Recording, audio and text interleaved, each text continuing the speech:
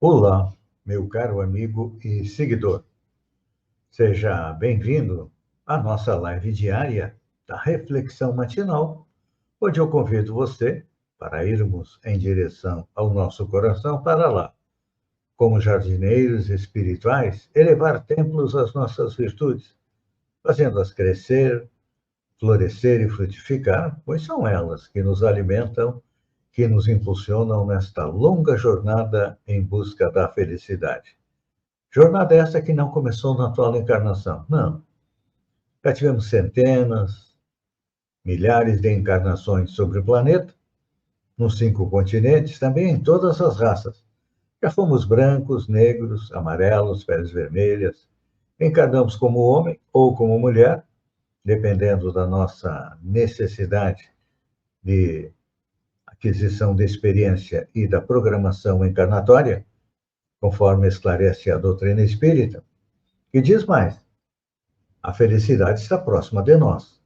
Só que para colocá-la dentro do coração, precisamos arrancar de lá a erva daninha dos vícios e defeitos. Então, segunda-feira, dia 13 de janeiro, vamos começar com o pé direito a nossa melhoria espiritual. E para nos auxiliar, nós temos uma passagem dos evangelhos. Hoje é da Epístola de Paulo aos Romanos, onde o apóstolo diz o seguinte: assim, pois, cada um de nós dará conta de si mesmo a Deus. Olhem só, uma frase curta e carregada de significados. Então, vamos repetir. Assim, pois, cada um de nós dará conta de si mesmo a Deus. Paulo está aqui nos apresentando a justiça divina. Porque todos nós temos que prestar conta a Deus, mas não a Deus que está nos céus, não. Nós normalmente prestamos contas à nossa consciência, pois é lá que foram colocadas as leis de Deus ou as leis que regem o universo. Então, segundo Paulo, se te propões a renovação com o Cristo, é imperioso que suportemos pacientemente as opiniões contraditórias em torno da diretriz diferente que nós tomamos. Pois é, nós temos duas portas. A porta larga, que é a porta do mundo, que a gente faz a mesma coisa que os outros fazem. E, normalmente, a humanidade age dessa maneira, por quê? Porque, como nós, tem os dois maiores vícios, que é o orgulho e o egoísmo. Mas, você que está aqui comigo na reflexão matinal, já acordou para a vida espiritual. Já sabe que a vida material é importante, sim. Precisamos dela para sobreviver. Mas também temos a vida espiritual. O mundo espiritual é de onde nós saímos e é para onde nós vamos voltar através do quê? Das reencarnações. Então, se algum erro te assinala o passado, muitos te acreditarão com os pés chumbados à sombra, que há muito tempo enterraste o teu espírito. As expressas algum voto de melhoria íntima, não obstante as deficiências naturais que ainda te marcam o início do aprendizado, há quem te exija espetáculos de grandeza, de um instante para outro, ou, se te dispões a trabalhar em benefício dos semelhantes, de modo mais intenso, há quem veja desperdício em teus gestos de generosidade e beneficência. Se nada mais podes dar ao necessitado, além da migalha das tuas escassas reservas materiais, aparece quem te acusa de submissão, não é assim? Mão fechada, mão de vaca.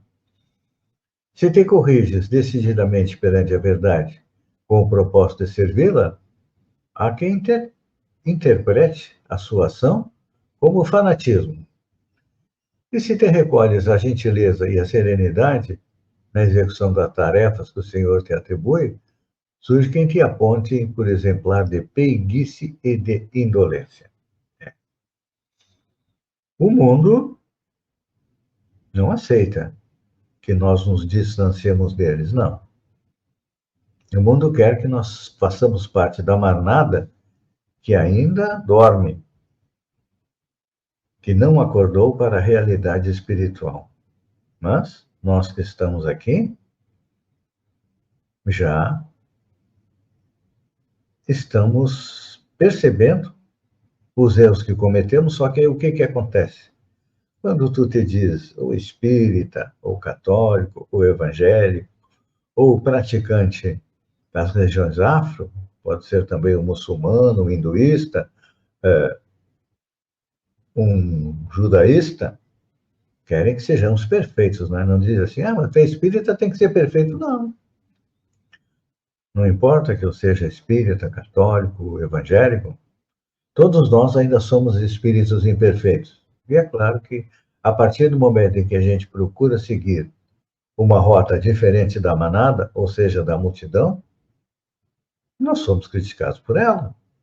É, nós somos um ponto fora da curva material, mas estamos aí bem mais próximos da vida espiritual, ou seja, da felicidade. Que a felicidade não está nas coisas materiais, não. Elas nos ajudam a sobreviver, ajudam a manter o nosso corpo, que é o veículo pelo qual o nosso espírito age. Nosso espírito precisa ir ao planeta, tomar um corpo e colocar em prática tudo aquilo que nós estudamos, que nós nos comprometemos na espiritualidade. É? Todos nós nos comprometemos que na atual encarnação vamos ser um pouco melhor do que na anterior. E aí vem o trabalho. Porque o sucesso, ou seja, a evolução espiritual, tem um ditado que diz que o sucesso é 1% da inspiração, ou seja, essa inspiração nos vem através do legado de Jesus, que são as leis morais, baseadas na lei de amor que rege o universo. Então, isso é inspiração. E aí depois vem o quê? Os 99% de transpiração. Mas o que é transpiração? É o trabalho. Para vencer nossos vícios, nós temos os vícios sociais, não temos? O vício do álcool, do fumo, das drogas, o vício da comida, de comer demais, o vício do sexo. Tudo isso nós temos que dominar. E depois dos vícios sociais vêm os vícios internos, ou seja, os nossos defeitos. Orgulho, egoísmo, cupidez, intolerância, impaciência. Tudo isso nós temos que aprender a dominar, e aí vem as provas da vida. As dificuldades que aparecem no nosso caminho são como o teste para o estudante que estudou a matéria. Estudou a matéria, tem que fazer o teste para confirmar se aprendeu. Então, o mesmo acontece nas nossas reencarnações. Fazemos um planejamento encarnatório na pátria espiritual, junto com os técnicos competentes que nos auxiliam, e aí nós vamos executar o planejamento. Ou seja, é como se os técnicos do Ministério da Reencarnação são como engenheiros que fazem a planta. Aí depois vem a construtora, ou seja, nós, para executar e construir a casa. E a nossa casa é o quê? É a melhoria do nosso espírito. É deixarmos de ser espíritos imperfeitos, que todos nós somos semelhantes, e nos transformarmos em bons espíritos. Exemplo, um Gandhi, uma Madre Teresa de Calcutá, um Chico Xavier, um Martin Luther King, enfim, temos inúmeros exemplos de bons espíritos que venceram a si mesmos e se transformaram num exemplo para nós. Pense nisso, amigo e seguidor, faça isso durante esta semana que está começando e verá. E no final de semana, quando olhar para trás, verá, olha, dei um bom passo na minha evolução.